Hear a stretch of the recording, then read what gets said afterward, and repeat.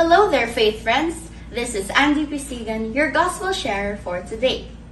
Our gospel is from the book of John, chapter 11, verses 45 to 56. As Jesus makes miracles, the more that he becomes a threat to the Pharisees. For such influence and popularity that he is gaining brings fear to those in authority. For they do know that the more that people would believe in Jesus, the less the people would believe in them.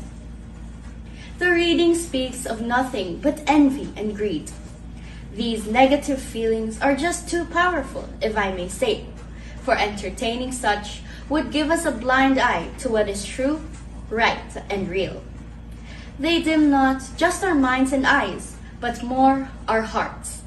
We tend not to see the good in others. Instead, all we find is flaws and faults to overshadow the good. Suffice to say it is with a greedy and envious heart that would lead us to speak ill of others, and think of scheming and wicked thoughts against another.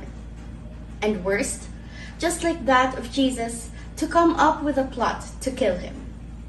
In these modern times, where social media influencers are at a hype, I can't help but compare them to the Pharisees and high priests. With their influence comes with the power, but we should be reminded that with such power comes the responsibility. Because we should always use our position, our authority, to influence others to do what is good and what is right. A choice that we have to make to create an impact of building a civilization where goodness and kindness would reign. Never should we allow our personal motives to ruin or destroy others just to give way to our selfish gains. It's never too late. Now is the time to take a choice and make a change. Now is the time to take a stand and walk with Jesus. God the Father, as the Holy Week is fast approaching, may we find the real meaning and value of the sacrifice and passion of Jesus Christ.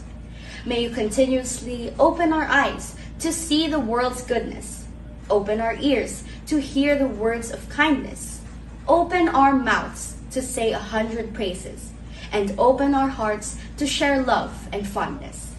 All of these we ask in Jesus' mighty name. Amen. That's our gospel reflection for today. Follow and subscribe to our YouTube channel, Faithbook PH. You can also download the Faithbook app or register at www.faithbook.ph. Have a good day!